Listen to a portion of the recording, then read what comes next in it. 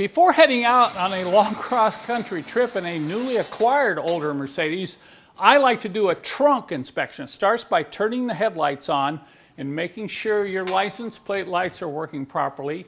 And this plastic is in reasonably good condition. It's not all cracked and deformed. Sometimes these get deformed from overheat. I also like to just check the trunk light. Now earlier this trunk light was not working and the bulb's located. I reached up in there was no bulb. So I installed a new bulb, but now I'm testing the switch. When you push in and out on it like this, it shouldn't flicker, it shouldn't pause or not come on. If it does, it usually means you need to replace this switch right here. So that's fine. Everything looks good there. Hinges look good. The next thing I'm going to do is check all the bulbs in the taillights. The previous owner told me that he replaced these bulbs, but I'm just going to take a check on that to make sure. Usually when I get one of these cars and prep for a trip is just replace the bulbs, even if they're working. They're not expensive. You don't want bulbs burning out on the trip. Yeah, that one looks pretty good. And that looks good too. I'm just going to remove a couple and make sure there's no corrosion down inside. Remember, even if the bulbs look good, you don't want corrosion down here. You're going to have problems with these failing due to vibration on a trip like that. So I've got good bulbs. And I'll go ahead and test these all out after I put these back in. But that's one thing that was done for me. By the way, we do offer these light bulb kits on our website, and they contain a good assortment of all the bulbs, both front and rear, that you may need. And this is really something to have in the trunk of your car on a long cross country. Now it's time to take a look at the spare tire and see if there's a jack and a lug wrench in here. Once again, it's not going to help to have a jack but no lug wrench on a trip like this. Okay, I'm looking at the spare. It's holding good air. I don't see any weather checking. It's acceptable for a spare, but look, it's just banging around here in the trunk. The hold down's missing, and there's no way I can even line it up with the hold down with the jack in this position. Don't just look at the jack, but make sure the jack's not rusty. Sometimes these will rust in here on the shaft, and you can't even use them. So just make sure that the jack is working. Now I'm going to go ahead and turn this like this, so this comes down in that lower position. And then I can move the spare tire over right on top of that hold down. So you want the jack down on the bottom like this when you put it back in the trunk. Now a little bit more. So this jack's working fine. Okay. I'm going to snap that into position like that.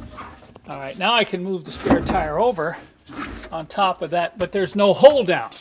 There's also no lug wrench. And there's another problem here, that this has an alloy spare but steel wheels on the car, so I need to explain this. This could be a real problem. It doesn't even matter if you're going on a long trip.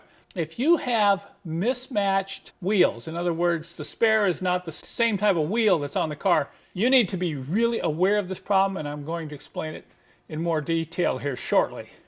Fortunately, I was able to find all the parts I needed to finish up this trunk, including this W123 spare tire hold down. And you get this tightened down like this, and your spare tire is not moving around and banging around in the trunk while you're driving. So you kind of just tighten it down until it's not going to move. And I was able to find a lug wrench in a toolkit. Now that's not a W123 toolkit, but it has enough tools that are similar, and plus the lug wrench. So I'm going to tie this up. We'll pack it down in this corner. But I want to talk about those lug bolts. Now, when the cars came new from the factory, I had these warnings in the trunk that said, hey, if you've got a steel wheel, those are the type of wheels that use hubcaps, you have to use the short lug bolts, okay? That's what the short lug bolt looks. If you have an alloy wheel, like the spare tire, you have to use these longer bolts. I'm sure if you've been around Mercedes, you're aware of this problem, but if you're kind of new to Mercedes, you might not be aware of this. If you try to stick this bolt in on a steel wheel, it'll work, but this will go in and destroy your emergency brake on the rear wheel. And of course the short bolts won't work on the alloy wheel. They're just not long enough to bolt to the hubs. So what I'm going to do is pack up a set of 5 of these lug bolts, and I'm going to write on there, use with spare tire, warning, along with this warning. So who's ever driving this car, they have to use a spare, they're going to know that they have to use the longer lug bolts with the alloy wheels. And as a final touch for this 240D, what better than to have an emergency roadside triangle on a long cross-country trip. Now, you usually don't see these in US 240Ds, but everything is there to put one in if you can find the parts. First, you need the triangle. It goes in like this, but you need this bracket. And this bracket is a little bit harder to find. See, that's in German.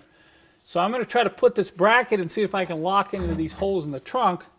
And then we're going to give this 240D an emergency road triangle.